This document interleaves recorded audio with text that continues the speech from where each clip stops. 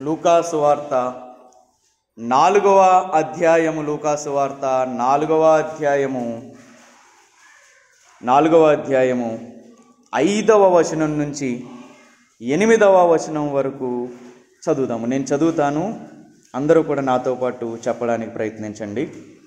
అప్పుడు అపవాది ఆయనను తీసుకొని పోయి భూలోక రాజ్యములన్నిటినీ ఒక నిమిషములో ఆయనకు చూపించి, ఈ అధికారం అంతయు ఈ రాజ్యముల మహిమయు నీకిత్తును, అది నాకు అప్పగింపబడి ఉన్నది, అది ఎవనికి నేను ఇయ్యగోరుదునో వానికిత్తును.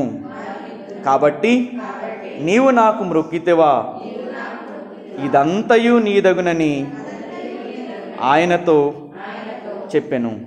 అందుకు యేసు, నీ దేవుడైన ప్రభువునకు మొక్కి ఆయనను మాత్రము సేవింపవలెను అని వ్రాయబడి ఉన్నదని వానికి ప్రత్యుత్తరం ఇచ్చెను. దేవునికి స్తోత్రం. ఈ వాక్యం ద్వారా దేవుడు మనతో మాట్లాడును గాక. ఆమేన్. ఈ లూకా సువార్తను రాస్తున్నటువంటి దైవజనుడు ఎవరు అంటే, ప్రవక్త ఎవరు అంటే, వైద్యుడైనటువంటి లూకా గారు రాస్తున్నటువంటి సువార్త.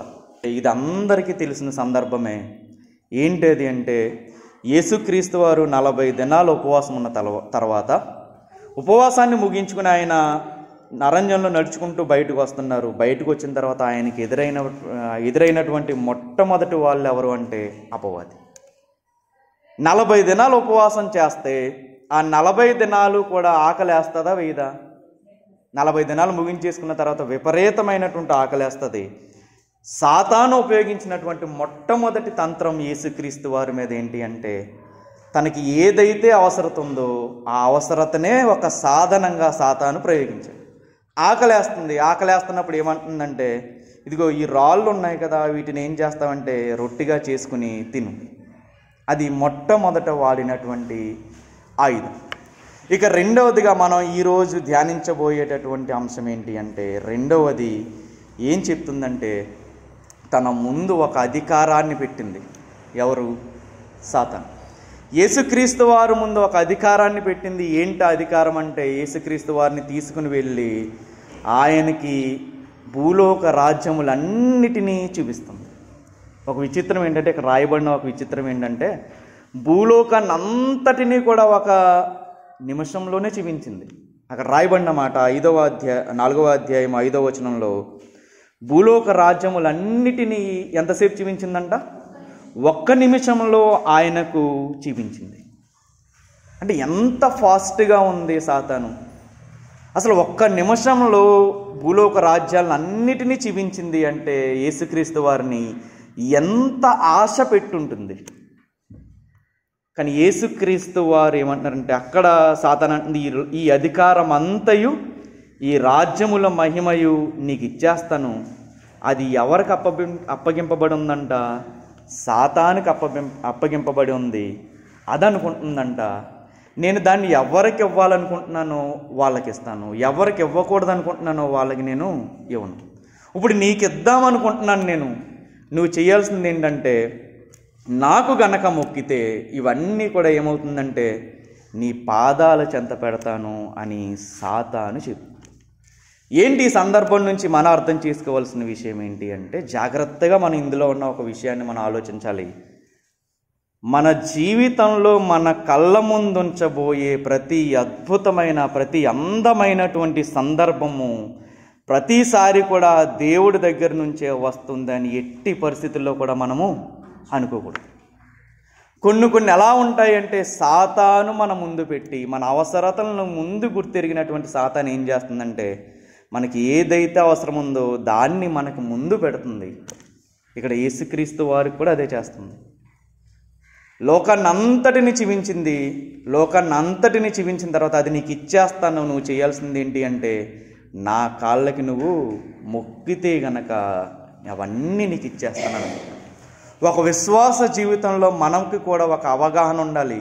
మనకు వచ్చేటటువంటి ఆశీర్వాదం అది మన కుటుంబాలకి మేలు చేస్తుందా, లేదా మన కుటుంబాలకి కీడు చేస్తుందా అనేటటువంటి అవగాహన, కీడుని మనం ఎంచేటటువంటి అవగాహన మనకు ఉండాలి. సాతాను ఎప్పుడూ కూడా ఏం చేస్తుందంటే చాలా శ్రేష్టమైనదిగా కనపడేటట్టుగా మన కళ్ళ ముందు ఉంచుతుంది. కానీ ఆఖరికి అది ఏం చేస్తుందంటే దాని పర్యవసానం ఏంటి అంటే మనల్ని దిగజార్చేటట్టుగా చేస్తుంది. సాతాను ఎప్పుడు కూడా చాలా శ్రేష్టమైంది అతి త్వరగా మన దగ్గరికి వచ్చేటట్టుగా చేస్తుంది. కానీ ఆఖరిగా ఏం చేస్తుందంటే దాని పర్యవసానం, దాన్ని మనం అంగీకరించి కనుక అందులోకి వెళ్తే దాని పర్యవసానం ఎలా ఉంటుందంటే చాలా అధ్వానపు స్థితిలోకి, మన మునుపటి స్థితి కంటే చాలా దారుణమైనటువంటి స్థితిలోకి మనల్ని దిగజారుస్తుంది. 2 కొడుకులు ఉన్నారంట ఒక ఆయనకి. ఆయన ధనవంతుడు. చిన్న కొడుక్కి లోకాన్ని చూసి ఆశ కలిగింది. ఆ లోకాన్ని చూపించినటువంటి వ్యక్తి ఎవరు? సాతాను. నా ఆస్తి నాకు ఇచ్చే, నేను లోకమంతా తిరుగుతాను అన్నాడు. అన్నట్టుగానే ఆస్తి తండ్రి దగ్గర నుండి లాక్కున్నాడు, తీసుకున్నాడు. లోకంలో ఎంజాయ్ చేయడానికి వెళ్ళాడు. సాతాను మొత్తం రంగుల ప్రపంచం అంతా చూపించింది. దేన్ని దాచిపెట్టింది అంటే ఆ సందర్భంలో పందుల పొట్టెను దాచిపెట్టింది. ఆఖరికి ఒక ఆస్తి కలిగినటువంటి కుమారుడు ఏ స్థితికి జారిపోయాడంటే సాతాను చూపించినటువంటి ఒక అద్భుతమైనటువంటి రంగుల ప్రపంచానికి ఆశపడి ఆఖరికి ఏం చేశాడంటే పందుల పొట్టె తినేటటువంటి పరిస్థితుల్లోకి దిగజారాడు. అంతస్తుల్లో ఉండవలసినటువంటి కుమారుడు ఇప్పుడు ఎక్కడున్నాడు? ఆహారం తినడానికి గతి లేక పందులు తినేటటువంటి ఆ పొట్టును తినే పరిస్థితుల్లోకి దిగజారిపోయాడు. కళ్ళ ముందు ఒక అందమైనటువంటి స్త్రీని చూపించింది సాతాను. ఆమె పేరు దెలీలా. అందమైన స్త్రీని మాత్రమే చూపించింది. దాని పర్యవసానం, దాని వెనకాల ఉన్నటువంటి సంఖ్యలను సాతాను చూపించలేదు. దాని వెనకాల ఉన్నటువంటి కళ్ళు ఓడపీకడాన్ని సాతాను చూపించలేదు. దాని వెనకాల ఉన్నటువంటి బలం కలిగినటువంటి చేతులు బలహీనులైపోయి పిండి రుబ్బుకునేటటువంటి పరిస్థితిని సాతాను చూపించలేదు. ఎప్పుడు సాతాను ఏం చేస్తుంది అంటే మంచిగా కనపడేటట్టుగా మన ముందుంచుతుంది పరిస్థితుల్ని. అవి మంచి అనుకుని కనుక మనం అందులోకి అడిగి పెడితే ఏమవుతుందంటే మన జీవితము చాలా అధ్వానమైనటువంటి పరిస్థితుల్లోకి తీసుకువెళ్తుంది. కానీ దేవుడు అలాంటి వాడు కాదు. దేవుడు ఏం చేస్తాడంటే ఫస్ట్ మనకి ప్రతీది నేర్పించుకుంటా, ప్రతి ఘట్టాన్ని దాటించుకుంటా, ప్రతి కష్టాన్ని దాటించుకుంటా మనల్ని తీసుకువెళ్తాడు. దేవుడిచ్చేది ఫస్ట్ మనకి బెస్ట్గా కనపడకపోవచ్చేమో, కానీ ఆఖరికి ఆశీర్వాదం ఎలా ఉంటుందంటే చాలా ఉత్తమమైనదిగా ఉంటుంది. దేవుడు మనకి ఇచ్చింది, మనకి ఏర్పరిచినటువంటి బాట ఫస్ట్ మనకి ముళ్ళబాటుగా ఉండొచ్చేమో, కానీ ఆఖరికి అది ఎలా ఉంటుందంటే నిత్యము నిలిచిపోయేటటువంటి లేదా నిత్యము అభివృద్ధి పరిచేటటువంటి ఒక అద్భుతమైనటువంటి పరిస్థితుల్లోకి మనం తీసుకువెళ్తుంది. సాతాను ఫస్ట్ మనకి బెస్ట్ చూపిస్తుంది. మన లైఫ్ని తర్వాత ఏం చేస్తుందంటే చాలా వరస్ట్ కండిషన్స్లోకి తీసుకువెళ్తాడు. కానీ దేవుడు ఎలా చేస్తాడంటే ప్రతి సందర్భంలోనూ మనల్ని ప్రతి మెట్టు ఎక్కించుకుంటాడు, ప్రతి ముళ్ళ కంచా దాటిస్తాడు. దాటించిన తర్వాత ఏం చేస్తాడంటే ఒక ఉత్తమమైన దాన్ని మనకు అనుగ్రహిస్తాడు. అది ఎన్నటికీ కూడా కరిగిపోనటువంటి ఒక అభివృద్ధిని, ఒక ఆశీర్వాదాన్ని దేవుడు మనకి ఇస్తాడు. సాతానికి దేవుడికి ఉన్నటువంటి వ్యత్యాసం అది. ఒక్కసారి మనం దేవుణ్ణి అంగీకరించిన తర్వాత, దేవుణ్ణి మనం రక్షకునిగా అంగీకరించిన తర్వాత భక్తిలో కొనసాగుతూ ఉంటే మనకు అనిపిస్తుంది, కొన్ని రోజులు గడిచేసరికి మన జీవితంలో వస్తున్న పరిస్థితులను బట్టి మనకు అర్థమవుద్ది ఏంటి అంటే నేను నమ్ముకున్నటువంటి నా దేవుడు నా ఆత్మకు మాత్రమే రక్షకుడు కాదు.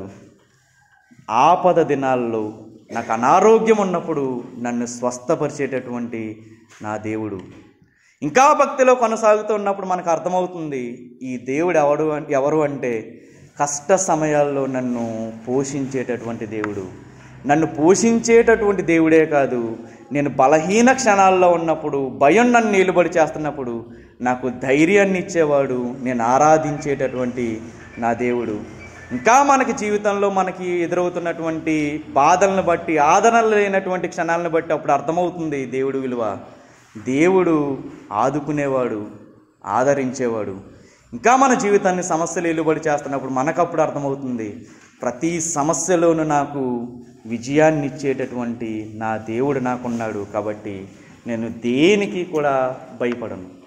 ఇది ఎవరి జీవితంలో జరుగుతుంది అంటే ఆయనను రక్షకుడిగా అంగీకరించి యేసు రక్తంలో కడగబడినటువంటి ప్రతి విశ్వాసికి, దేవుణ్ణి ఆనుకుని జీవిస్తున్న ప్రతి విశ్వాసికి భక్తిలో అవగాహన అయ్యేటటువంటి ఒక విషయం ఇది. ఆయన నా ప్రతి సమస్యలో నుంచి నన్ను విడిపిస్తాడు, ప్రతి బాధలో నుంచి నన్ను విడిపించి నాకు విజయాన్ని ఇస్తాడు. కానీ సాతాను అలాంటిది కాదు. సాతాను మన ముందు ఏది కావాలో అవన్నీ ఉంచేస్తుంది ముందు, కానీ అది తక్కువ కాలమే ఉండేటట్టుగా చేస్తుంది. యేసుక్రీస్తు వారి జీవితాన్ని ఈ సందర్భంలో ఇక్కడ మనం ఆలోచించగలిగితే, లోకాధికారాన్ని అంతటిని తీసుకొచ్చి యేసుక్రీస్తు వారి కాళ్ళ ముందు పెట్టింది. కానీ యేసుక్రీస్తు వారు తీసుకున్నటువంటి నిర్ణయం, ఆ నిర్ణయము, ఆ క్షణం ఆయన తీసుకున్నటువంటి నిర్ణయము చరిత్రనే మార్చేసింది. ఇప్పటి వరకు రాగల కాలంలో కూడా ఆయన్ని ఆరాధించేటట్టుగా చేసింది. ఏదన్నా ఒక చెడు మన ముందురున్నప్పుడు, ఈ సందర్భం నుంచి మనం అర్థం చేసుకోవాల్సిన ఒక అద్భుతమైన పాఠం ఏంటి అంటే, ఏదన్నా చెడు మన ముందురున్నప్పుడు, ఏదన్నా పాపం మనల్ని ప్రేరేపిస్తున్నప్పుడు, ఏదైనా బలహీనతలు మనల్ని లొంగ తీసుకోవాలనుకుంటున్నప్పుడు, ఆ క్షణం మనం తీసుకునేటటువంటి నిర్ణయం ఏదైతే ఉంటుందో, ఆ నిర్ణయము మన కుటుంబం యొక్క భవిష్యత్తుని, మన ఆత్మీయ జీవితం యొక్క భవిష్యత్తుని నిర్ణయించగలదు. చెడు మన ముందురున్నప్పుడు, పాపం మన ముందురున్నప్పుడు, సాతాను ఆఫర్ చేసే, సాతాను మన ముందురుంచేటటువంటి ప్రతి కార్యక్రమం మన దగ్గర ఉన్నప్పుడు, ఆ క్షణము గనక మనం తీసుకునే నిర్ణయాలు, ఆ క్షణము దేన్ని డిసైడ్ చేస్తుంది అంటే రాగల సంవత్సరాలను మనకి డిసైడ్ చేస్తుంది. ఎప్పుడు చెడు మన ముందురున్నప్పుడు మనం ఎలా ఉండాలి అంటే దేవుణ్ణి మీద ఆధారపడేటట్టుగా ఉండాలి. సాతాను ఏం చూపిస్తుందంటే ఎప్పుడు కూడా షార్ట్ కట్స్నే మనకు చూపిస్తుంది, కష్టపడే తత్వాన్ని మనకు చూపించదు. ఎలా మనం ప్రతీది కూడా షార్ట్ కట్లో మనం కష్టపడకుండా ఎలా పొందుకోవాలి అన్నటువంటి ఒక చెడు మార్గాల్ని మనం ముందు పెడుతుంది. కానీ దేవుడు ఎలాంటి వాడు అంటే ప్రతి సందర్భంలోనూ నువ్వు కష్టపడితేనే ఏదైనా కానీ నీ దగ్గరికి వస్తుందని మనకు పాఠాలను నేర్పి అంచెలంచులుగా మనల్ని ఎదిగింపచేసేవాడే మన దేవుడు. ఒక్క క్షణంలో మనం తీసుకునేటటువంటి నిర్ణయం దేన్ని శాసించగలదు అంటే రాగల కాలంలో మన కుటుంబాల యొక్క భవిష్యత్తుని, మనం పిల్లల యొక్క భవిష్యత్తుని శాసించగలదు. ఈ సందర్భాన్ని బట్టి ఈరోజు వాక్యం వింటున్న ప్రతి వ్యక్తి ఆలోచించవలసింది ఏంటి అంటే ఒక విషయాన్ని మనం ఆలోచించాలి. మన కుటుంబంలో మనము నమ్మకముగా మనము జీవిస్తున్నామా? నన్ను నమ్మినటువంటి భర్త ఎడల నమ్మకాన్ని నేను కాపాడుకోగలుగుతున్నానా? నా మీద ఆధారపడినటువంటి భార్య పట్ల ఉన్నటువంటి నమ్మకాన్ని నేను కాపాడుకోగలుగుతున్నానా? చదువుకుంటున్న పిల్లలు కూడా ఆలోచించవలసిన విషయం ఏంటి అంటే నన్ను నమ్మిన తల్లిదండ్రుల యొక్క నమ్మకాన్ని నేను నిలబెట్టగలుగుతున్నానా లేదా అన్నటువంటి విషయాన్ని కూడా ప్రతి ఒక్కరూ కూడా మనము గమనించుకోవాలి.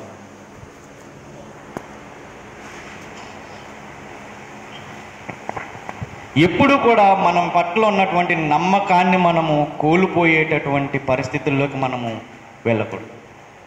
ఒక్కసారి వాక్యం వింటున్న మన జీవితంలో మన ప్రవర్తన మనల్ని నమ్ముకున్నటువంటి వారి పట్ల ఎలా ఉంది?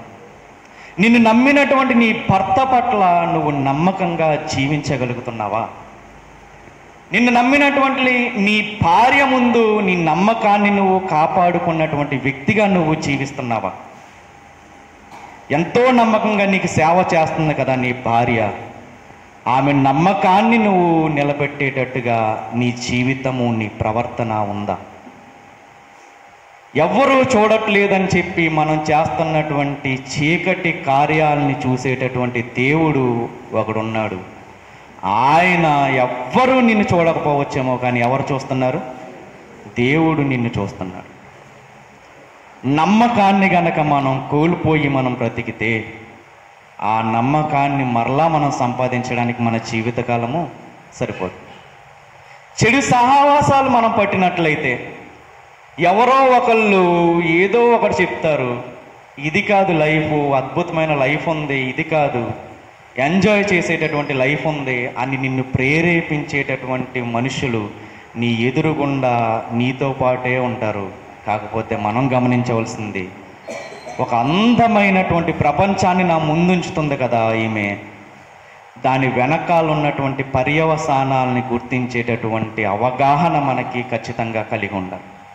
అటువంటి సాతాను ప్రేరేపణలు, అటువంటి దేవునికి విరుద్ధమైనటువంటి ప్రేరేపణలు గనుక నీ కళ్ళ ముందున్నప్పుడు మనం తీసుకునేటటువంటి ఆ క్షణంలో మనం తీసుకునేటటువంటి నిర్ణయము, డెసిషన్ ఏదైతే ఉంటుందో ఆ క్షణంలో తీసుకున్న నిర్ణయము రాగల కాలంలో నీ కుటుంబం యొక్క భవిష్యత్తును మార్చగలదు. మంచి నిర్ణయం తీసుకున్నామా కుటుంబం అనేది అద్భుతంగా కట్టబడుతుంది. ఎదుటి వాళ్ళ మాటలు విని ఏదో ఉంటుందని ఆశపడి చెడు వైపు గనక మనం అడుగులు వేసామా కుటుంబ పరిస్థితులు అధ్వానంగా తయారవుతాయి. అటువంటి సందర్భాలు మన జీవితంలో మనం నిత్యం మన కళ్ళ ముందు కొంతమంది జీవితాలని మనము చూస్తున్నాం. చెడు సహవాసాలు బట్టి, పరాయి స్త్రీ వ్యామోహాన్ని బట్టి, పరాయి పురుషుడి వ్యామోహాన్ని బట్టి కుటుంబాలు నాశనం చేసుకున్నటువంటి మనుషులు ఎంతోమంది ఉన్నారు. ఆఖరికి ఏం జరుగుతుంది అంటే కన్న పిల్లల్ని అనాథులుగా చేసి వదిలేసి లోకాన్ని వెళ్ళిపోయినటువంటి వాళ్ళని మన కళ్ళ ముందు మనం చూస్తున్నాం. ఎప్పుడు చెడు మన ముందురున్నా ఎవ్వరూ చూడట్లేదు అన్నటువంటి ధైర్యం కాదు నీకు ఉండవలసింది, దేవుడు చూస్తున్నాడేమో అనేటటువంటి భయం మనకు ఉండాలి. బైబిల్లో కూడా ఒక వ్యక్తి ఉన్నారు. ఆ వ్యక్తి ఎవరు అంటే బైబిల్లో ఉన్నటువంటి వ్యక్తులందరికంటే బలవంతుడు, చాలా చాలా బలవంతుడు.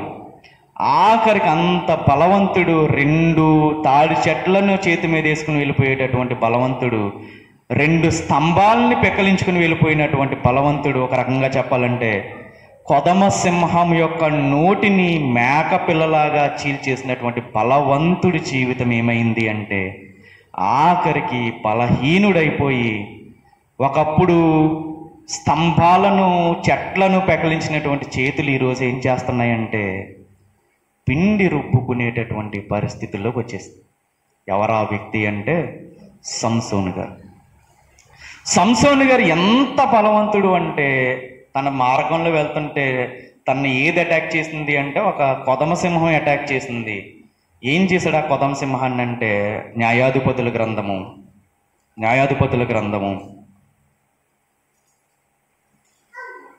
14వ అధ్యాయము, న్యాయాధిపతుల గ్రంథము 14వ అధ్యాయము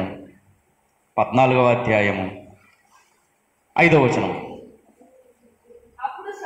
అప్పుడు సంసోను తన తల్లిదండ్రులతో కూడా తిమ్నానునకు పోయి తిమ్నాను ద్రాక్ష తోటల వరకు వచ్చినప్పుడు కొదమ సింహము అతని ఎదుటికి బొబ్బరించుచూ వచ్చెను. యెహోవా ఆత్మ అతనిని ప్రేరేపింపగా అతని చేతిలో ఏమీ లేకపోయినను ఒకడు మేక పిల్లను చీల్చినట్లు అతడు దానిని చీల్చెను. ఏం చేశాడు ఈయన? కొదమ సింహం ఎదురుగా ఉంది, ఏమాత్రము చెడు చేయకుండా ఒక పవిత్రమైనటువంటి జీవితం జీవిస్తున్నటువంటి రోజుల్లో దేవుడి ఆత్మ ప్రేరేపించిందంట. ప్రేరేపించగానే చేతిలో ఏ ఆయుధము లేకపోయినా ఏం చేశాడు ఈయన? ఒక మేక పిల్లని చీల్చినట్టుగా చీల్చేశాడు.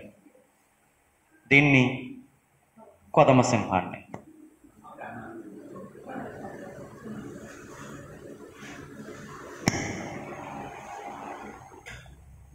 కొదమ సింహాన్ని చీల్చేశాడు.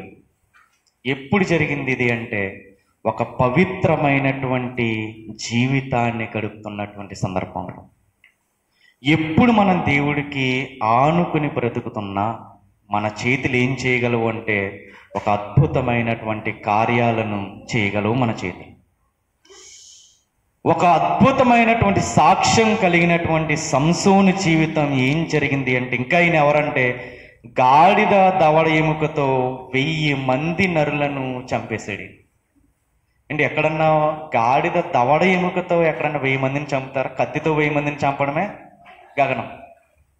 కానీ అలాంటి గాడిద దవడ ఎముకతో 1000 మందిని చంపగలిగాడంటే ఎవరి సహాయం ఉంటే చేయగలడు ఈయన? దేవుని సహాయం ఉంటేనే చేయగలడు. ఒక పవిత్రమైన జీవితం గడుపుతున్నప్పుడు అందినటువంటి ఆశ్చర్యకరమైనటువంటి సహాయం అది. ఏ ఆపద మన ముందురున్నా దాన్ని జయించగలిగేటటువంటి శక్తిని దేవుడు మనకి ఇవ్వగలడు. అటువంటి ఆయన జీవితం ముందర కొన్ని బలహీనమైనటువంటి క్షణాలు ఎదురుపడ్డాయి. ఎవరా బలహీనమైనటువంటి క్షణము అంటే దిలీలాను చూశాడు, మోహించాడు, పరాయి స్త్రీ వ్యామోహంలో పడ్డాడు. పరాయి స్త్రీ వ్యామోహంలో పడగానే అప్పటి వరకు ఉన్నటువంటి బలమంతా ఏమైపోయింది? బలహీనమైపోయింది. ఎప్పుడు కూడా ఒక క్రైస్తవుడు బలహీన క్షణాలకి బాధితుడు కాకూడదు. బలహీన క్షణాలను ఎదిరించేటటువంటి యోధుడు అవ్వాలి తప్ప దానికి బాధితుడయ్యి ఎప్పుడు కూడా కుటుంబాలని, జీవితాలని కోల్పోయేటటువంటి పరిస్థితులు ఉండకూడదు. సాతాను మన ముందు పెడుతుంది కొన్ని ఆప్షన్స్. చెయ్యి, ఇది చేయడం వల్ల నీకు ఏ హాని జరగదు, ఎంత బాగుంటుంది, ఎంత లైఫ్ ఎంజాయ్ చేయొచ్చు, ఏంటి ఇప్పుడు నీ లైఫ్ ఎలా ఉంది, ఇంకా నువ్వు ఈ దాటుకుని కనుక బయటకు వస్తే నువ్వు ఎంత ఎంజాయ్ చేయొచ్చో తెలుసా అని మన ముందు బలహీన క్షణాలని పెడుతుంది. దాన్ని గనక మనం అంగీకరించాము అంటే, సాతాను కూడా ఏం చేసింది అంటే సంసోను ముందు ఒక బలహీన క్షణాలను పెట్టింది. హీరోగా ఉండవలసిన వాడు ఇప్పుడు ఏమయ్యాడు? జీరో అయ్యాడు. 1000 మందిని చంపాడంటే హీరోయే కాదా? ఇప్పుడు ఏమీ చేయకుండా బలహీనుడైపోయాడు అంటే జీరో స్థాయికి పడిపోవడానికి కారణం ఏంటి అంటే తాను ముందరుంచబడినటువంటి బలహీన క్షణాలన్నీ గెలవలేకపోయాడు. ఎంతో పెద్ద యోధుడు దీన్ని గెలవలేకపోయాడు. బలహీనటువంటి క్షణాలను ఆయన గెలవలేకపోయాడు. అడుగుతుంది, నీ బలం ఎక్కడా, నీ బలం ఎక్కడా, నీ బలం ఎక్కడా? మేలు కోరేదైతే అలాంటిది అడుగుద్దా? మేలు కోరేదైతే అలాంటిది అడుగుద్దా?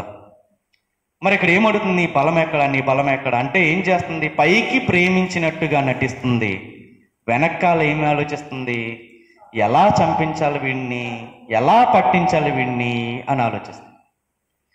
చాలామందికి అర్థం కానటువంటి కొన్ని విషయాలు ఏంటి అంటే, కొన్ని క్రమం తప్పినటువంటి సంబంధాల్లో ఉన్నటువంటి వాళ్ళని మనం చూస్తే కట్టుకున్న భార్యను వదిలేస్తారు, కన్న పిల్లల్ని వదిలేస్తారు, వాళ్ళ బాగోగులు ఎలాగో ఉన్నాయో పట్టించుకోరు, కట్టుకున్న భార్య ఏం తింటుందో పట్టించుకోరు. కానీ ఎవరిని పట్టించుకుంటారు? ఆ క్రమం తప్పిన సందర్భాల్లో ఉన్నటువంటి అందంగా కనపడుతున్నటువంటి ఆ దెలీలా ముసుకేసుకున్నటువంటి ఒక స్త్రీ వ్యామోహంలో పడతాడు. ఆఖరికి ఏమవుతాడు? వాడు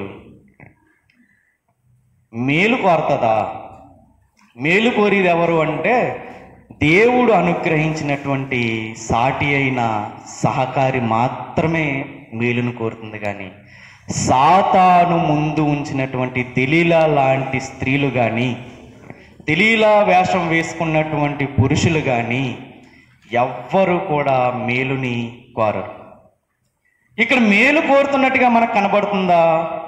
ఫిలిస్తీన్లు వచ్చి అడుగుతున్నారంట, నువ్వు లాలించాయన్ని, లాలించి నువ్వేం చేస్తావంటే మాకు పట్టించావనుకో నీకు కావాల్సినటువంటి బహుమానాన్ని నేను ఇస్తాను. ఇంకా ఎంత విసిగించిందంటే 16వ వచనం, 16వ అధ్యాయం 16వ వచనం, ఆమె అనుదినము మాటల చేత అతనిని బాధించి తొందర పెట్టుచున్నందున అతడి ప్రాణము విసిగి చావగోరి. ఎక్కువ మనం చూసేవి ఇవే న్యూస్. క్రమం తప్పినటువంటి సందర్భాల్లో గనక ఉంటే ఆఖరికి అది దేనికి దారితీస్తుంది? చావుకే దారితీస్తుంది తప్ప అభివృద్ధికి ఎక్కడా కూడా దారితీయదు. లొంగిపోయాడు బలహీన క్షణాలకి. ఎవ్వరూ చూడట్లేదు కదా అని అనుకున్నాడు. కానీ ఎవరు చూస్తున్నారు? దేవుడు, రహస్యం ముందు చూస్తున్నటువంటి దేవుడు చూస్తున్నాడు. ఈ వాక్యం వింటున్నటువంటి మన జీవితంలో ఒక్కసారి మనల్ని మనం పరిశీలించుకోవాలి. ఎక్కడైనా నేను మోసపూరితమైన జీవితాన్ని గడుపుతున్నానా? నన్ను నమ్మినటువంటి భర్తను మోసం చేసేటటువంటి పరిస్థితులు నాలో ఏమైనా ఉన్నాయా? నన్ను నమ్ముకున్నటువంటి భార్యను మోసం చేసేటటువంటి సందర్భాలు నా జీవితంలో చోటు చేసుకుంటున్నాయా అనేటటువంటి అవగాహన మనము కలిగి ఉంటాం. వాక్యం అంటుంది, నిన్ను నమ్ముకున్న వాళ్ళను మోసం చేసి క్రమం తప్పినటువంటి సందర్భాల్లో కనుక నువ్వు వెళ్తే భర్త చూడట్లేదు కదా, పిల్లలు చూడట్లేదు కదా, భార్య చూడట్లేదు కదా, తల్లిదండ్రులు చూడట్లేదు కదా అని దారి తప్పినటువంటి మార్గాలలో గనక వెళితే వాక్యం అంటుంది దాని పర్యవసానము ఎక్కడికి తీసుకువెళ్తుంది? చావు వరకే తీసుకువెళ్తుంది, కానీ నీకు జీవం వైపు అది ఎప్పటికీ తీసుకువెళ్తుంది. ఎప్పుడు కూడా మనల్ని నమ్మిన వాళ్ళని మనం ఎప్పుడు కూడా మోసం చేసేటట్టుగా మనం ఉండకూడదు. మోసం చేయమని ప్రేరేపించేది ఎవరు అంటే సాతాను ప్రేరేపిస్తుంది. ఆ క్షణం మనం తీసుకునేటటువంటి నిర్ణయం మన జీవితాల్ని, మన కుటుంబ పరిస్థితుల్ని మార్చేస్తుంది. ఒక్కసారి ఈ వాక్యం వింటున్న మన జీవితంలో ఒకవేళ గనక ఈ ఆన్లైన్ ద్వారా వినేవారు ఉన్నారు, వాళ్ళందరూ కూడా, మనందరము కూడా ఒక్కసారి మనల్ని మనం పరిశీలించుకోవాలి. ఈరోజు నేనేమన్నా రహస్యమైనటువంటి జీవితాన్ని నేను గడుపుతున్నానా? రహస్యమైనటువంటి కార్యాలు నేను చేస్తున్నానా? నా భర్త చూడట్లేదు, నా భార్య చూడట్లేదు, నా తల్లిదండ్రులు నన్ను చూడట్లేదు, నేను కాలేజీకి వెళ్తున్నానా వెళ్ళట్లేదా అన్న పట్టింపు వాళ్ళకి లేదు, నా ఇష్టం వచ్చింది నేను చేస్తాను, ఎవడు నన్ను చూడట్లేదు అని గనక ఒకవేళ ధైర్యంగా గనక నీతి మాలిన కార్యాలు గనక చేస్తూ ఉంటే, యేసుక్రీస్తు వారు అన్నారు మత్తయి సువార్త 10వ అధ్యాయము 26వ వచనం, కాబట్టి మీరు వారికి భయపడకుడి. చూడండి, మరుగైనదేదియు బయలుపరచబడకపోదు, రహస్యమైనదేదియు తెలియబడకపోదు. ఏ రహస్య జీవితం మనం గడుపుతున్నా, ఏ చీకటి కార్యక్రమాలు మనం చేస్తున్నా, ఎవ్వరూ చూడట్లేదేమో అనుకునే ఒకవేళ ధైర్యంతో విర్రవీగిపోతున్నావేమో, దేవుడు అంటున్నాడు రహస్యమైనదేదియు తెలియపరచబడకపోదు. బైబిల్లో ఒక కుటుంబం ఉంది. ఆ కుటుంబం ఎవరు అంటే యాకోబు గారి కుటుంబం. యాకోబు గారు లాబాను దగ్గర ఇంచుమించుగా ఒక 20 సంవత్సరాలు ఊడిగం చేశారు. 7 సంవత్సరాలు ఒక స్త్రీ కోసం, 7 సంవత్సరాలు ఒక స్త్రీ కోసం, 6 సంవత్సరాలేమో మందను కాసే పనిలో ఆయన ఉన్నాడు. అయిపోయింది, ఇద్దరిని పెళ్లి చేసుకున్నాడు. తర్వాత తన ఇద్దరు దాసీల్ని తీసుకుని బయలుదేరాడు తన తండ్రి ఇంటికి. బయలుదేరుతున్నప్పుడు జాగ్రత్తగా వినాలి ఈ విషయం. రహస్య జీవితం ఎంత ప్రమాదకరమైందన్నది వీళ్ళ జీవితం చూస్తే మనకు అర్థమవుద్ది. బయలుదేరుతూ ఉంటే లాబానికి విషయం అందుద్ది, నీ అల్లుడు నీ పిల్లల్ని తీసుకుని వెళ్ళిపోతున్నాడు అని.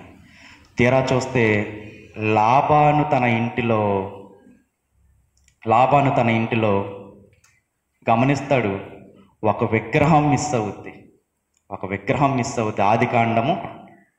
ఆదికాండము 31వ అధ్యాయము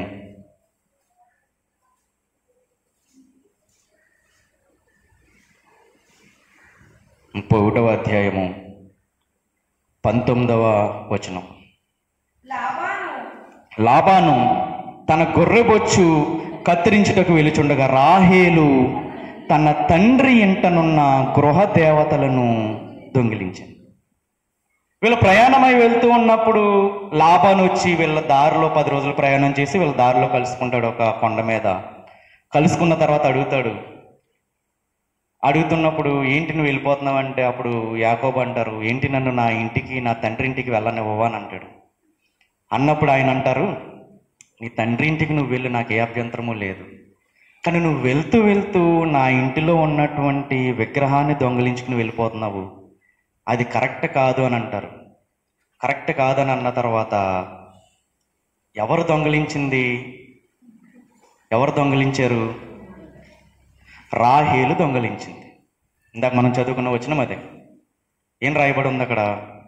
19వ వచనంలో, లాబాను తన గొర్రెబొచ్చు కత్తిరించుటకు వెళ్చుండగా రాహేలు తన తండ్రి ఇంటనున్న గృహ దేవతలను దొంగిలించాను. వచ్చారు, అడుగుతున్నారు. అప్పుడు ఈయన అంటారు, సరే అయితే మొత్తం నా దగ్గర ఉన్న ప్రతి టెంటలోకి వెళ్ళి వెతుక్కో, ఎవరి దగ్గర దొరుకుతుందో వాళ్ళని నువ్వు చంపేసుకో అని అంటారు. కానీ ఇక్కడ రాయబడిన ఒక మాట ఏంటి అంటే, దొంగతనం చేసింది ఎవరు? రాహేలు. ఈ రాహేలు దొంగతనం చేస్తే అక్కడ రాయబడిన ఒక మాట 32వ వచనం, లాస్ట్ మాట చదువు, మొత్తం చదువు. ఎవరి యొద్ద నీ దేవతలు కనబడినో వారు బ్రతకకూడదు, నీవు నా యొద్దనున్న వాటిని మన బంధువుల ఎదుట వెదకి నీ దానిని తీసుకొనుమని లాబానుతో చెప్పెను. రాహేలు వాటిని దొంగలినని యాకోబునకు తెలియలేదు. ఏం జరుగుతుంది ఇక్కడ? భార్య భర్తల మధ్యన ఏం జరిగింది? దాపరికం ఇక్కడ మనం చూస్తాం. దాపరికం మనం చూస్తాం. ఒక కుటుంబాన్ని నాశనం చేసేటటువంటి, ఒక కుటుంబాన్ని విచ్ఛిన్నం చేసేటటువంటి, భార్యాభర్తల మధ్య ప్రేమను చల్లార్చేటటువంటి విషయం ఏదన్నా ఉంది అంటే అది దాపరికం. భార్యాభర్తలు ఎట్టి పరిస్థితుల్లో కూడా ఎవ్వరి మధ్య కూడా దాపరికాలు అనేవి ఉండకూడదు. భార్యాభర్తల మధ్య ఏ దాపరికాలు ఉండకూడదు. ఇది బైబిల్ చెప్తున్నటువంటి సత్యం. ఒక భర్తగా నువ్వు చేయవలసినటువంటి పని ఏంటి అంటే నీ భార్య దగ్గర ఏది దాచకూడదు. ఒక భర్తగా నువ్వు ఎంత సంపాదిస్తున్నావు, నీ ఆదాయం ఎంత, నీ ఖర్చు ఎంత మిగులుతుంది, మన ఇంట్లోకి ఎంత వస్తుంది, ప్రతీదీ కూడా చెప్పవలసినటువంటి బాధ్యత ఎవరి మీద ఉంది అంటే భర్త మీద ఉంది. తను ఎంత సంపాదిస్తున్నాడు, ఎంత ఖర్చు చేస్తున్నాడు, ఆదాయం ఎంత వస్తుంది, ఖర్చు ఎంత వస్తుంది, చెప్పవలసినటువంటి బాధ్యత ఎవరి మీద ఉంది? భర్త మీద ఉంది. కానీ భర్తలు ఏమంటారంటే అవన్నీ మనం ఒకవేళ అడిగారనుకో, భార్యలు అడిగారనుకో ఏమంటారు? అవన్నీ నీకు అవసరమా? లెక్కలు అడుగుతున్నావు ఏంటి కొత్తగాను? నేను పెడుతున్నాను కదా, తిని కూర్చో. ఇటువంటి ధోరణి కలిగినటువంటి పురుషుడు ఉంటే దేవుడు వాక్యం అంటుంది అది మగ లక్షణము కాదు, మగాడి లక్షణం అది కాదు. మగాడి లక్షణం ఏంటి అంటే తన భార్యతో ప్రతీదీ కూడా పంచుకునేటటువంటి లక్షణమే వాక్యం అంటుంది. అది మాత్రమే మగతనం. కానీ భార్యకు తెలియకుండా అక్రమమైనటువంటి మార్గాల్లో నడుస్తూ ఏదైనా దాపరికంతో గనక ఉంటే అది కాదు మగతనం అని వాక్యం అంట. ఒక భర్తగా ఆయన బాధ్యత అదైతే, భార్యగా నీ బాధ్యత కూడా ఒకటి ఉంది.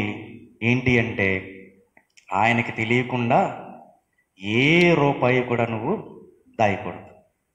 ఏ రూపాయి కూడా నువ్వు ఆయన్ని మోసపరిచేటట్టుగా నువ్వు చేయకూడదు. ఒకవేళ నీ జీవితంలో నీ బంధువులకు సహాయం చేసే పరిస్థితి వస్తే నువ్వు చేయవలసింది ఏంటి అంటే ఎవరు పర్మిషన్ తీసుకోవాలి? భర్తకి చెప్పి అప్పుడు ఇవ్వాలి.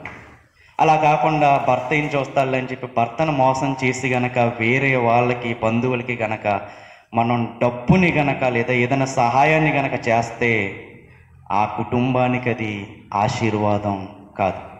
సహాయం చేశానని నువ్వు అనుకుంటున్నావు, కానీ ఒక వ్యక్తిని మోసం చేసి సహాయం చేస్తున్నావు.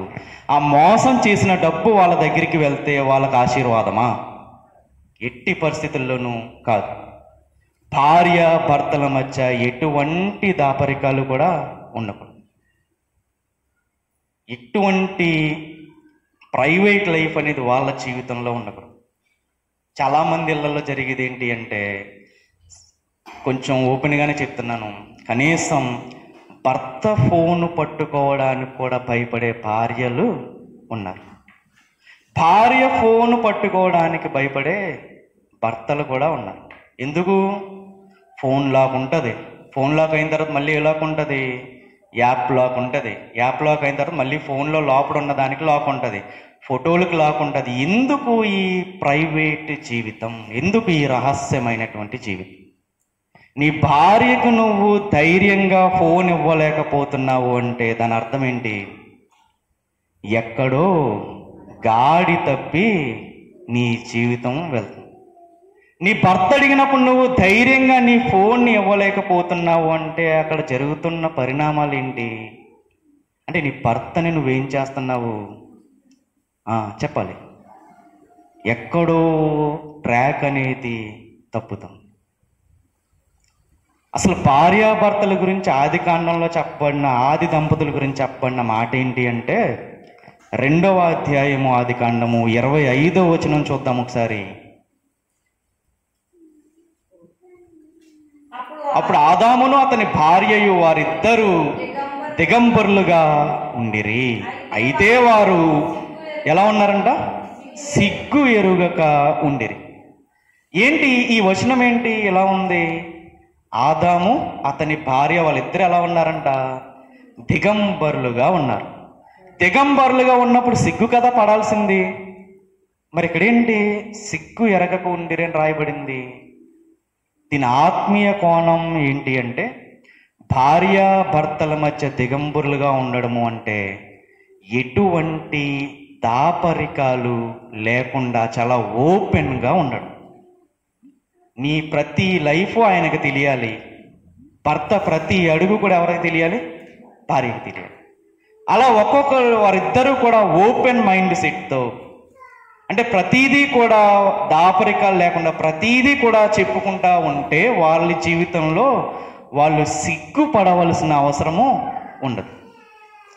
రహస్య జీవితం ఏం చేస్తుంది అంటే మనల్ని మనం కప్పుకునేటట్టుగా చేస్తుంది. ఎంతవరకు కప్పుకోగలం? అది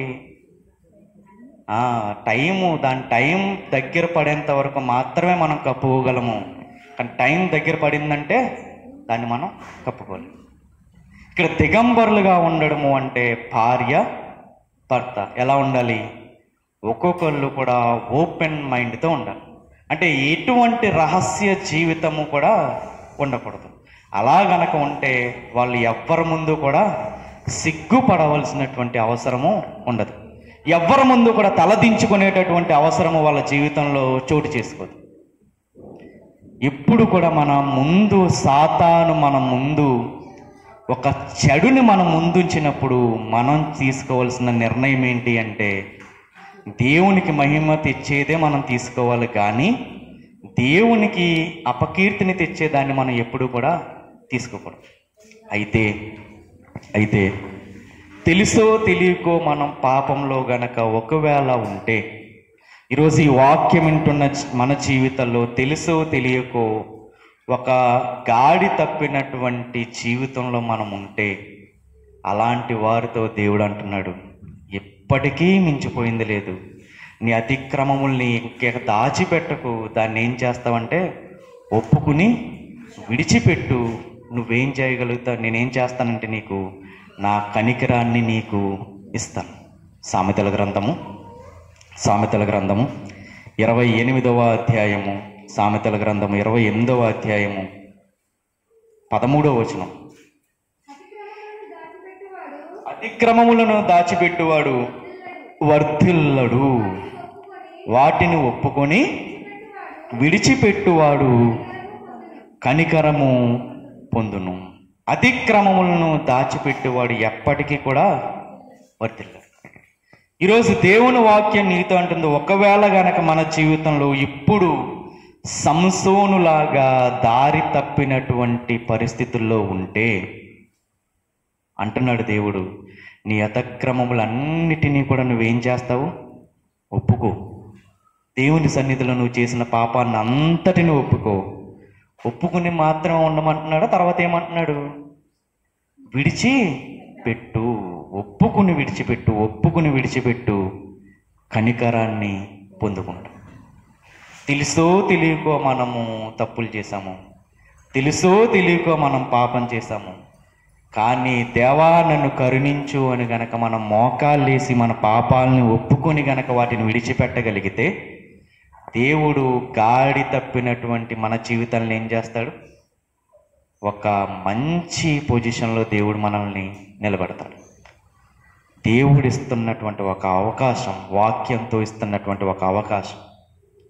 సంసోను గారు కూడా లాస్ట్కి చనిపోయే టయానికి ఒక అద్భుతమైన సాక్ష్యాన్ని పొందుకోగలిగాడు.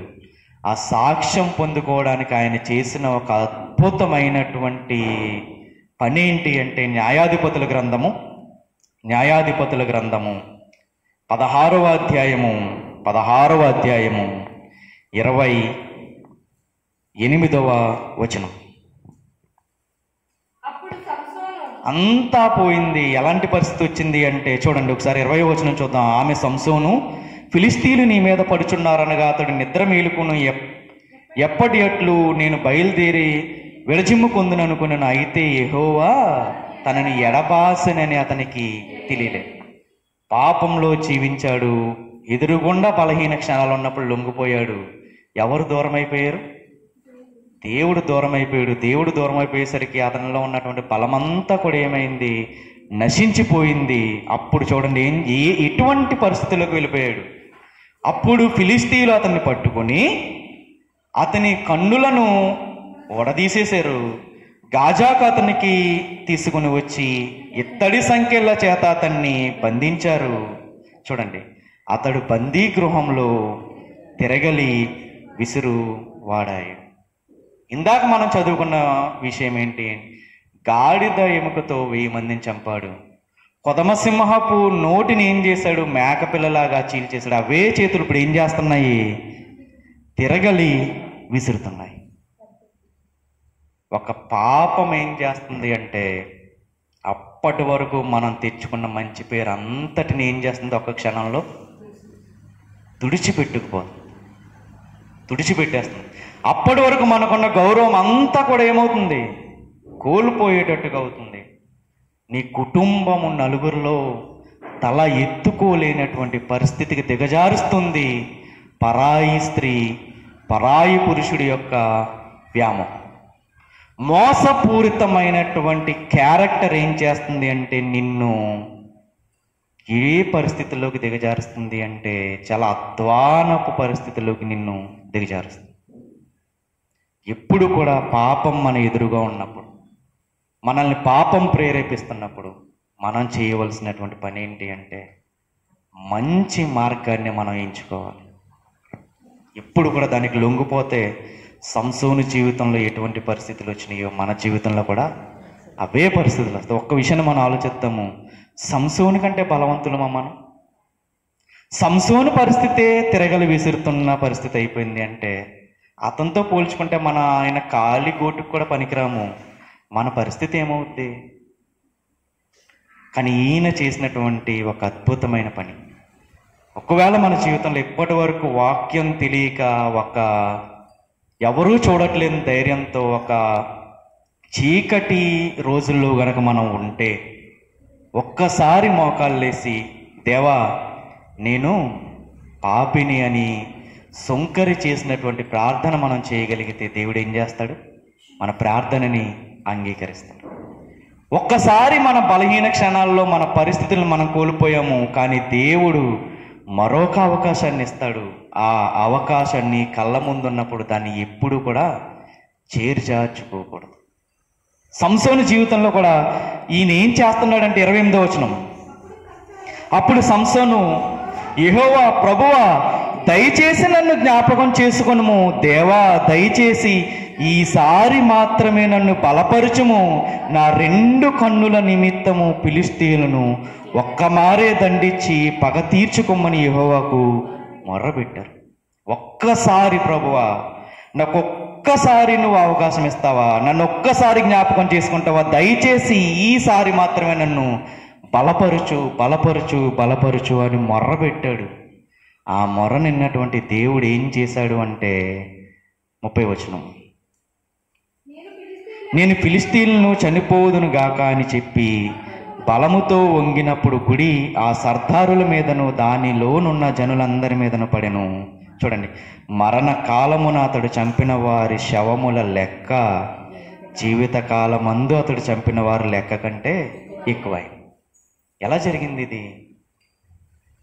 అడిగాడు దేవుణ్ణి, ఒక్క అవకాశం అవ్వా, నన్ను నేను ప్రూవ్ చేసుకోవడానికి, నన్ను నేను నిరూపించుకోవడానికి, ఇప్పటి వరకు పడ్డ అవమానాలన్నిటి నుండి బయటపడడానికి నాకు ఒక్క అవకాశం ఇవ్వా, ఇప్పటివరకు నా మీద ఉన్న అపరాధాలన్నిటినీ తుడిసివేయడానికి నాకు ఒక్క అవకాశాన్ని ఇవ్వా, ఒక్క అవకాశాన్ని ఇవ్వా అని గోజాడాడు. మనము కూడా తెలిసి తెలియక ఎప్పుడైనా తప్పు చేశామా? తెలిసి తెలియక ఎవరి పట్లైనా మనం పాపం చేశామా? ఒక్కసారి మనం మోకాళ్ళేసి దేవా ఒక్కసారి నన్ను జ్ఞాపకం చేసుకోవా, అనారోగ్యానికి కారణమైనటువంటి పరిస్థితులు, నేను చేసినటువంటి కొన్ని తప్పులు ఉన్నాయి, ఒక్కసారి నన్ను జ్ఞాపకం చేసుకోవా, దయచేసి ఒక్కసారి నన్ను జ్ఞాపకం చేసుకోవా, ఒక్కసారి దేవా, ఒక్కసారి నాకు అవకాశం ఇవ్వా అని కనుక మనం అడిగితే ఏం చేస్తాడంటే, ఆయన ప్రేమ కలిగిన వాడు నిన్ను విడువడు, ఎడబాయుడు, నీకు ఇంకొక అవకాశాన్ని ఇస్తాడు, నీ జీవితంలో ఇంకొక క్షణాన్ని నీ ముందరుంచుతాడు. ఆ ముందరుంచినప్పుడు ఆయన చిత్తానికి నువ్వు తల ఉంచితే గనక ఎంతమందిని చంపాడంట? బ్రతికున్నప్పుడు చంపిన వాళ్ళకంటే చచ్చిపోయే క్షణాల్లో చంపిన వాళ్ళ సంఖ్య ఎక్కువై. ఇంకా అద్భుతమైన విషయం ఏంటి అంటే, అంతవరకు ఒక చెడ్డ సాక్ష్యం కలిగినటువంటి సంసోను నీతిమంతుల జాబితాలో చేర్చబడ్డాడు. హెబ్రీయులకు రాసిన పత్రిక 11వ అధ్యాయము 32వ వచనం. హెబ్రీయులకు రాసిన పత్రిక 11వ అధ్యాయం 32వ వచనం. ఇంకా ఏం చెప్తాను? గిద్యోను, బారాకు, పక్కన ఎవరున్నారు? సంసోను, యెఫ్తా, దావీదు, సమూయేలును, వారిని గూర్చియు ప్రవక్తలను గూర్చియు వివరించుటకు సమయము చాలదు. ఒక చెడ్డ సాక్ష్యం కలిగినటువంటి వ్యక్తి ప్రార్థించి తన పాపాలను ఒప్పుకొని, దేవా ఒక్కసారి నన్ను కరుణించావా, ఒక్కసారి నన్ను గుర్తు చేసుకోవా అని ప్రార్థించినప్పుడు ఏమైంది? ఆయన జీవితం నీతిమంతుల జాబితాలో గుర్తు చేసుకున్నాడు, దేవుడు చేర్చబడ్డాడు. ఈరోజు ఏది మనల్ని ఏలుబడి చేస్తుంది? ఒక్కొక్కసారి మన ముందర ఉన్నటువంటి సాతాను పెట్టే కొన్ని కుతంత్రాలు ఎలా ఉంటాయి అంటే, ఎంతసేపు నీ భర్త చేసే టార్చర్ని నువ్వు భరిస్తావు? ఎంతసేపు ఎప్పుడు నిన్ను బాధ పెడుతున్నాడు కదా, నీ భార్య అంత గయ్యాలిగా ఉంది కదా, అవసరమా నీకు ఈ వివాహ జీవితం? అవసరమా? ఏమంటది? విడిచిపెడితే నీ లైఫ్ ఎంత బాగుంటుందో కదా, నీ కుటుంబ పరిస్థితులు ఎలా ఉన్నాయి కదా, ఎందుకు నీ కుటుంబాన్ని పట్టుకుని ఏడుస్తున్నావు? ఆ కుటుంబాన్ని విడిచిపెట్టేస్తే నీ లైఫ్ నీకు ఉంటుంది కదా అని మన ముందర ఏం చేస్తుందంటే, యేసుక్రీస్తు వారు ముందుంచిన లోకాన్ని అంతటిని కూడా మన కళ్ళ ముందుంచు. ఎందుకు నీ జీవితం? ఎందుకు నువ్వు ఎంత ప్రార్థన చేస్తావు? నువ్వు ఎంత ప్రార్థన చేసినా నీ బ్రతుకింతే కదా, నీ బ్రతుకు మారదు కదా. ఎందుకు ప్రార్థన చేస్తున్నావు? మానే ప్రార్థన. ఇంకెంతకాలం దేవుణ్ణి నమ్ముతావు? మానే దేవుణ్ణి నమ్మడం. ఇంకెంతకాలం నీ భర్తని, నీ భార్యని నువ్వు క్షమిస్తూ బ్రతుకుతావు? ఇంకెంతకాలం క్షమిస్తావు? వాళ్ళందరినీ వదిలేస్తే నీ లైఫ్ ఎంతో బాగుంటుంది కదా అని సాతాను ఏం చేస్తుందంటే, కొన్ని షార్ట్ కట్స్ మనం ముందరుంచుతాం. కానీ యేసుక్రీస్తు వారు చెప్పిన ఒక అద్భుతమైనటువంటి మాట ఏంటి అంటే, ఆయన చనిపోయే ముందు ఒక భోజనాన్ని సిద్ధపరుస్తున్నాడు తన శిష్యులకి. యోహాను సువార్త 13వ అధ్యాయం. సాతాను ఏం చెప్పదంటే, వీటన్నిటిని విడిచిపెట్టేసి పారిపో, వీళ్ళందరినీ వదిలేయి, వీళ్ళందరితో నీకేం ఉపయోగం లేదు, ఎంతకాలం భరిస్తావని అంటది. కానీ యేసుక్రీస్తు వారు మనకు ఒక పాఠాన్ని ఇక్కడ నేర్పుతున్నారు. అదే సాతాను మన ముందు ఒక చెడ్డ మార్గాన్ని పెడితే, యేసుక్రీస్తు వారు చెప్తున్నటువంటి కుటుంబాన్ని కట్టుకునేటటువంటి ఒక మార్గం ఏంటి అంటే చూద్దాం. ఇక్కడ భోజనం పెట్టారు అందరికీ. అందులో ఎవరున్నారంటే, ద్రోహి అయిన ఇస్కరియోతు యోధా కూడా ఉన్నాడు. భోజనాలు పెట్టారు, వాళ్ళందరూ తింటున్నారు. తిన్న తర్వాత యేసుక్రీస్తు వారు తన పై వస్త్రాన్ని తీసి ఒక టవల్ తీసుకుని తన నడానికి కట్టుకుని తన శిష్యుల పాదాలను ఏం చేస్తున్నాడంట? కడుగుతూ ఉన్నాడంట. సాధారణంగా కోపం వచ్చినప్పుడు మన చేతిలో తువాలు ఉందంటే ఏం చేస్తాము? ఎదురుగుండా ఎవరున్నారో వాళ్ళ మీదకి విసిరేస్తాం. నిజంగా ఒక విషయాన్ని మనం ఆలోచిద్దాము. తన ప్రాణాన్ని తీసేటటువంటి ఒక వ్యక్తి ఆ గ్రూపులో ఉన్నప్పుడు ఆ టవల్ తీసుకుని నేనేం చేయాలి? ఆయన ముఖాన్ని వేసి కదా కొట్టాలి. కానీ ఈయనేంటి, తనని చంపేద్దాం అనుకున్న వాడి దగ్గరికి అలా వంగి ఆయన పాదాలని తన చేతిలో ఉన్న టవల్తో శుభ్రపరుద్దాం అనుకుంటున్నాడేంటి? ఏంటి ఈయన చేసేది? ఈయన నేర్తున్నది ఏంటి అంటే, ఈరోజు నిన్ను ఎంతమంది హింసించవచ్చు, ఈరోజు నిన్ను అర్థం చేసుకునే భర్త నీకు దొరకకపోవచ్చు, లేదా నీ భర్త ఇప్పుడు నిన్ను అర్థం చేసుకోకపోవచ్చు, నీ భార్య నిన్ను అర్థం చేసుకోకపోవచ్చు, నీ తల్లిదండ్రులు నిన్ను అర్థం చేసుకోకపోవచ్చు, నీ బంధువులు నిన్ను అర్థం చేసుకోకపోవచ్చు, నీ అనుకున్న వాళ్ళే నీకు గోతులు తవ్వచ్చు. కానీ వాళ్ళ కోసం గనక యేసుక్రీస్తు వారు చేసినట్టుగా మనము కూడా వాళ్ళ కోసం తగ్గి మనం వాళ్ళ ప్రేమని మనం వాళ్ళకి గెలవగలిగితే దేవుడు అంటున్నాడు, నువ్వు చరిత్రలో నిలిచిపోతావు. నేను ఎంతమంది హింసిస్తున్నా, నీ అనుకున్న వాళ్ళు నేను హింసిస్తున్నా, మనం ఎప్పుడు వాళ్ళ కోసం చేయవలసింది ఏంటి అంటే మనల్ని హింసిస్తున్న వాళ్ళ కోసం ప్రార్థన చేయాలి. ఈరోజు కుటుంబంలో నీ భార్య నిన్ను హింసిస్తుందా, నీ భర్త నిన్ను హింసిస్తుందా, సరిగ్గా నీ మాట విననటువంటి నీ పిల్లలు నీ బాధకు కారణమయ్యారా, లేదా నువ్వు నమ్ముకున్న వాళ్ళు నిన్ను బాధిస్తున్నారా, నీ బంధువర్గ నీ రక్త సంబంధికులే నీ ఏడుపు కారణమవుతున్నారా? నువ్వేం చేస్తావంటే ఏం చేయొద్దు, రహస్యమందున్న నీ దేవునికి వెళ్ళి తలుపేసుకుని మోకాళ్ళేసి ప్రార్థన చెయ్యి. అప్పుడు నీకు అనిపిస్తుంది, వాళ్ళని ఎదురుగుండా వచ్చినప్పుడు, నువ్వు నన్ను హింసిస్తున్నావు కదా, నేను నీకోసం ప్రార్థన చేస్తున్నాను. నువ్వు నన్ను బాధ పెడుతున్నావు, నువ్వు ఎంత బాధ పెడతావో అంత బాధ పెట్టు. నువ్వు బాధ పెట్టి కొలిది నాకు ఆనందమే, ఎందుకంటే నువ్వు బాధ పెడుతున్న కొలిది నేను ఎవరితో ఎక్కువ మాట్లాడుతున్నాను? దేవుడితో ఎక్కువ మాట్లాడుతున్నాను. దేవుడితో సమయాన్ని గడపడానికి నువ్వు ఇచ్చినటువంటి అవకాశాన్ని బట్టి నీకు కృతజ్ఞతలు. నువ్వు నన్ను హింసిస్తున్నావు కాబట్టి నేను దేవుడి దగ్గర ఉండగలుగుతున్నాను అని ప్రేమని గనక మనం చూపించగలిగితే, మనకి ఏ గొడవలు ఉన్నా, బయట ఏ గొడవలు ఉన్నా ఎవ్వరు మనకి శత్రువులు కాదు, అందరూ కూడా యేసు రక్తంలో కడగబడిన మన సహోదరులే. ఎవరితోనూ మనకు వైరం అవుతుంది. ఎప్పుడు మనం ఎవరి గురించి బాధపడవలసిన అవసరం లేదు, వాళ్ళ గురించి మనము ప్రార్థన చేయగలిగాం. ఒకవేళ నీ అన్నదమ్ములు నీ ఓటమికి కారణమవుతున్నారేమో, ఒకవేళ నువ్వు నమ్ముకున్నటువంటి నీ తల్లిదండ్రులు నీ ఓటమికి కారణమవుతున్నారు, నువ్వు నమ్ముకున్నటువంటి నీ తల్లిదండ్రులే నువ్వు ఎదగకుండా ఆపుతున్నారేమో, నీ బంధువర్గమే నువ్వు ఎదగకుండా నిన్ను తొక్కేయాలని చూస్తున్నారేమో, నీ కుటుంబమే నువ్వు నమ్ముకున్న వాళ్ళే నిన్ను మోసం చేస్తున్నారేమో, వాళ్ళందరూ నీ ఓటమికి కారణం అవ్వచ్చేమో, కానీ నువ్వు చూపించేటటువంటి ప్రేమ నిన్ను ఎప్పటికీ కూడా ఓడిపోనివ్వదు. ఒకవేళ నీ అత్త ప్రేమకు నువ్వు దూరం అవ్వచ్చేమో, నీ కోడల అనురాగానికి నువ్వు దూరం అవ్వచ్చేమో, నీ భర్త ప్రేమకు నువ్వు దూరం అవ్వచ్చేమో, నీ భార్య ప్రేమకు నువ్వు దూరం అవ్వచ్చేమో, కానీ వాళ్ళందరి వల్ల నీకు బాధ కలగవచ్చు. కానీ నిన్ను గెలిపించేది ఏంటి అంటే, నిన్ను బాధించే వారి పట్ల నువ్వు చూపిస్తున్న ప్రేమ ఏదైతే ఉందో అది నిన్ను ఖచ్చితంగా విజయ వీరుడిగా నిలబెడుతుంది. మనుషులు నిన్ను ఓడిపోయేటట్టుగా చేస్తారు, కానీ ఆ హింసించే వాళ్ళ పట్ల నువ్వు చూపించే ఆ ప్రేమ ఉంది కదా, ఆ ప్రేమ ఎప్పటికీ కూడా నిన్ను గెలిచేటట్టుగానే చేస్తుంది. ఎందుకు ప్రేమ గెలిచేటట్టుగా చేస్తుంది అంటే, దేవుడు ప్రేమ స్వరూపి, దేవుడు ప్రేమ ఉన్నాడు కాబట్టి నువ్వు ప్రేమ చూపిస్తున్నావు అంటే ఎవరిని చూపిస్తున్నట్టు? దేవుణ్ణి చూపిస్తున్నట్టు. దేవుడిని నమ్ముకున్న వాళ్ళు, దేవుణ్ణి బ్రతుకులో చూపించిన వాళ్ళు ఓడిపోయినట్టుగా మనకి చరిత్రలో ఎక్కడా లేదు.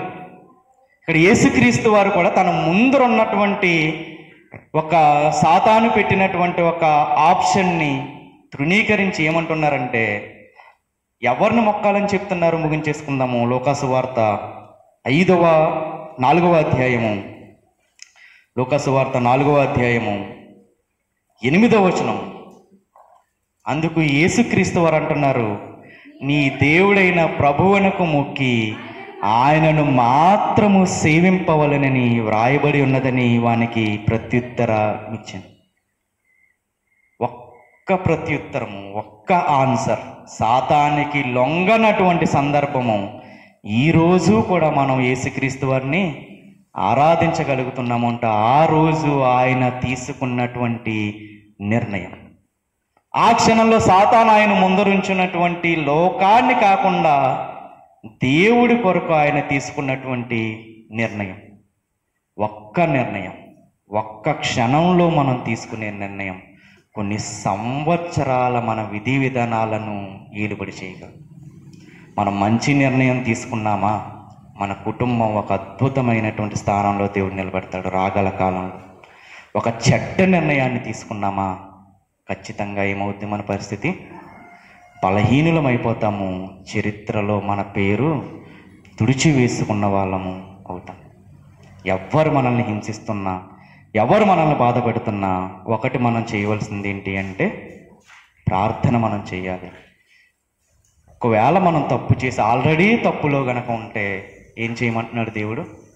ఒప్పుకోండి, విడిచిపెట్టండి, నేను కనికరిస్తాను. సంసోనుని దేవుడు కనికరించినట్లే మనల్ని కూడా దేవుడు కనికరించును గాక.